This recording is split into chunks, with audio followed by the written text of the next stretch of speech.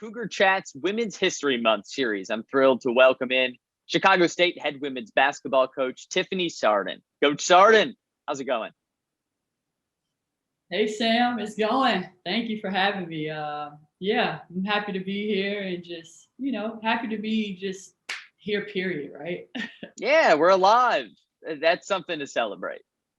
Yes, for sure. Nowadays, it certainly is just being grateful for the little moments, right? Any moment at this second. So, But coach, moment I'm grateful for is the chance to talk to you. I always enjoy our conversation. So let's dive right in. It's Women's History Month, and you're someone who right now is leading young women as Chicago State's head coach. But I want to go back to when you were the one being led because you've had some tremendous role models. Can you give me a role model or two female role models who really had a powerful impact on you?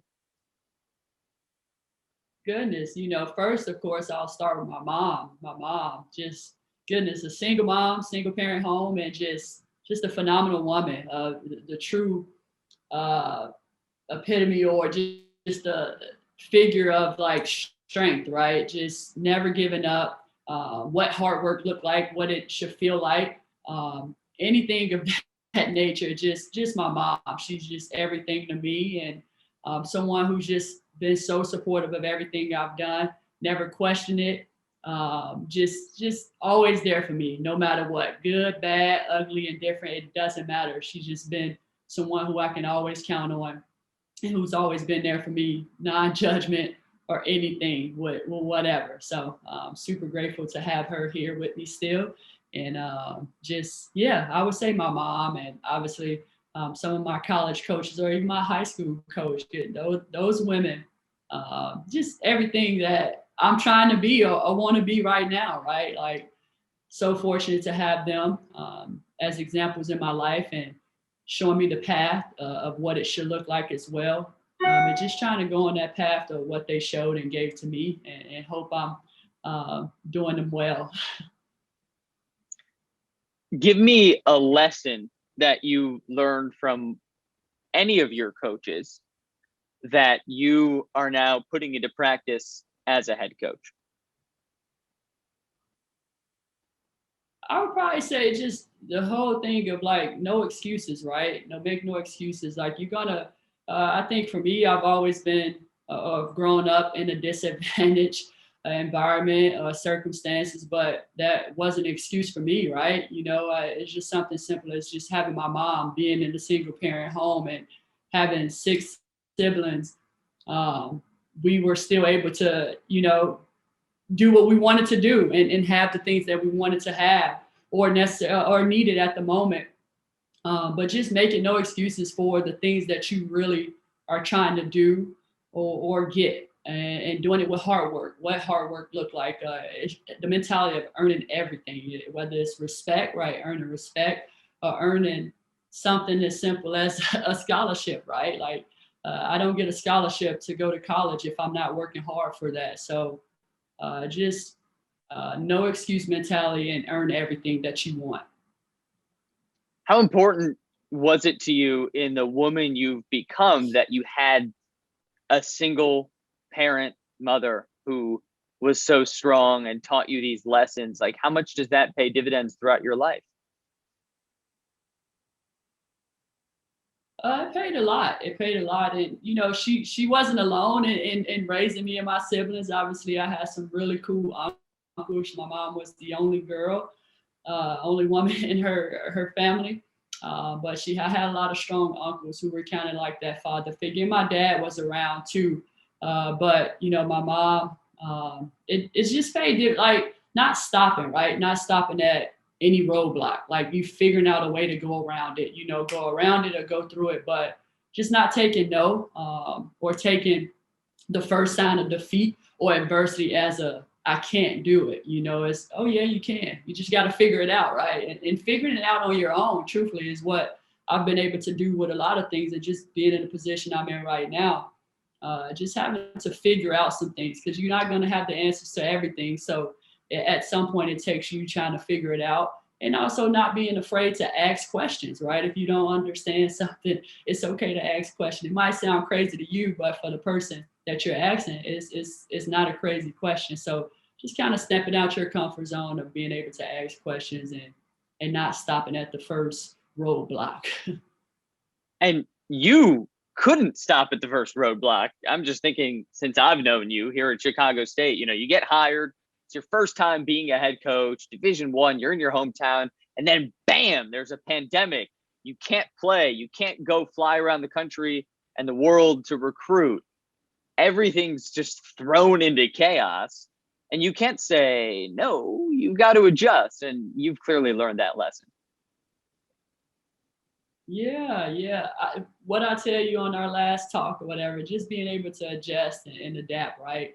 But adjusting, it has been the biggest thing. And I've been at quite a few different places, and being able to adjust to environment like what we're in right now is special, I would say, because there's been a year for everybody, just for a lot of different reasons, and just a lot has been going on. But being able to adjust and keep it moving is what kind of like the slogan, right, for this year. Adjust and keep it moving. Put it on a t-shirt. Say what? Coach, I said put it on a t-shirt. Right. Or something. Coach, you got the big orange Virginia V over your left shoulder. You played at Virginia. You were a captain for a legendary head coach in Debbie Ryan. Tell me what you learned from Coach Ryan. Oh, Coach Ryan was such a sweet coach, such a sweet lady, right? She was someone who challenged us, challenged me. Didn't make, she just did so much for us. She just showed us, again, another woman who kind of showed what hard work looks like and what earning respect would truly look like. Being in a competitive league in the ACC was super competitive back then. It's changed a lot since I've graduated and been gone, but back then there was a lot of schools there that are still in the ACC, but they've added more. But just, going out day in and day out, just giving your best, right? She was someone who absolutely gave her best to us day in and day out, despite nothing got in her way.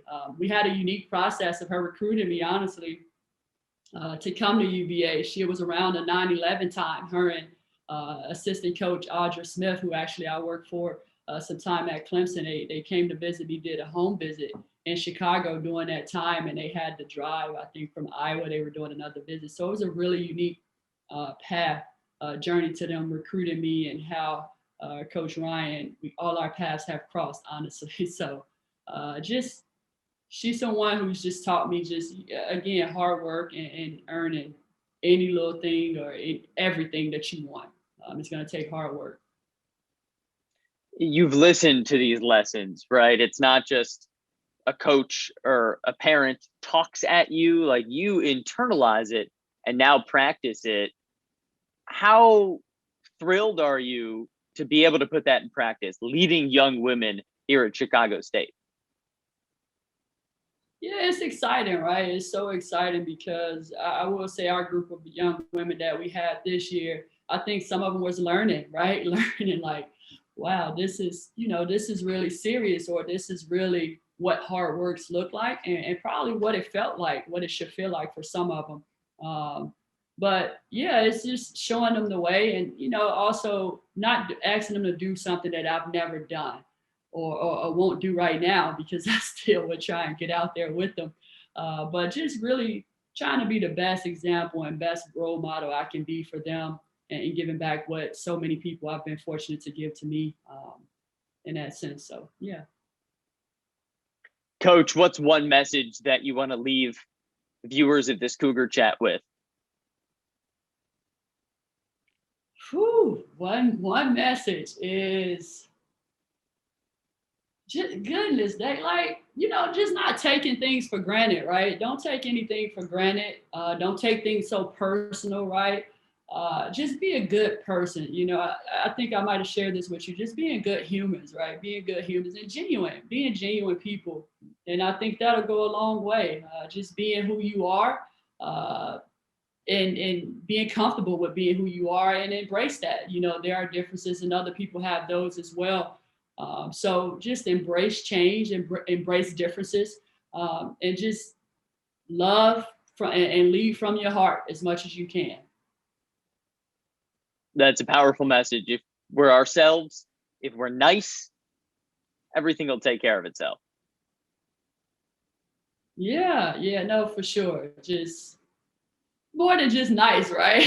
but just being a good human, truthfully, just being a good person, because there's just so much stuff going on in this world, and you never know. You just never know what the next person beside you is going through, or someone that you might even be close to. It's just the little simple things, right? I think we sometimes take for granted, and it's more important now than ever to really take the time, to just really, hear people, understand them, and also be very genuine, right? I think there was something maybe last year or the year before, being a coach I worked for, we used to talk about it. And I can't remember who I learned this from, but you know how people, walking past you and they say, "Oh, how you doing? How's it going?" But they keep going, right? Like they just keep going. Like, "Hey, how you doing? How's it going?" And just go. Like, do you really mean that? Like, what? Like, hold on. Like, so either stop saying that, right? Because you don't really care if that's how you're asking someone, or just, hey, okay, take a split second to, how you doing, Sam? And like, okay, I'm lit, like have that interaction with someone, because you'll know, you'll or sincerely know how they feeling or how they're doing if you take a split second and not just being such in a hurry, right?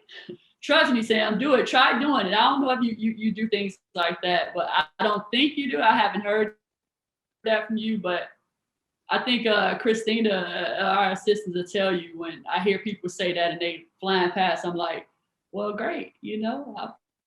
Like, don't ask that question, or actually take a second to understand. Sorry, that's my small thing. Imagine me asking you a press conference type interview question about a game you just played and then just leaving. You got to take time to listen. Yeah. So no, that's my little second of talking about that genuineness and care, that genuine care that I like to see more people have. Coach, I appreciate you imparting that on us. And I know you've heeded a lot of lessons from a lot of strong people, and now you're doing just that. So thank you, Coach Sardin. Yeah, thank you, Sam. I really appreciate everything you've done for us this season, and looking forward to next season with you. And it's been fun. It's been fun despite all that other stuff. But we'll just hang on to the good moments and keep attacking forward. Absolutely. Thank you, Coach. And fans, this was the latest edition of our Cougar Chats Women's History Month series. Next up is head women's golf coach Angela Rahill. Talk to you next time.